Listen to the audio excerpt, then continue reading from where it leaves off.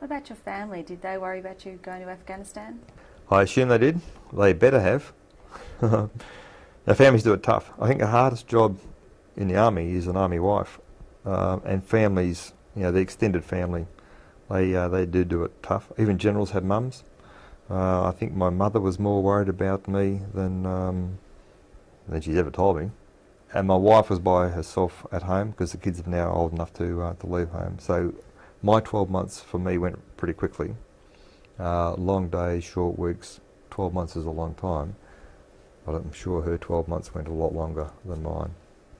Did you communicate much? Yeah, because I was in the headquarters, we had Skype, so we'd have a Skype conversation every day when I was in the headquarters. It was great, really good. So quite different from the 10-minute photo call once a week to being able to Skype every day, and of course with email connectivity and those sorts of things now, just pictures backwards and forwards.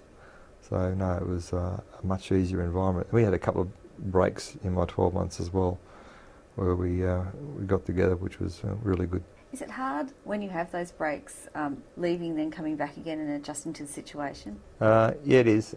You see them wander away, and they're on their own again. Once again, you get back on a plane and you're straight into it, whereas they just go home and think. In some respects, it's probably a little easier if you've got kids to look after. They could keep you occupied. If you've got a job, obviously. But, family circumstances are all different. We've got 3,500 families at the moment with people overseas. I've got here the National Welfare Coordination Centre, which is a 24 hours point of contact for families.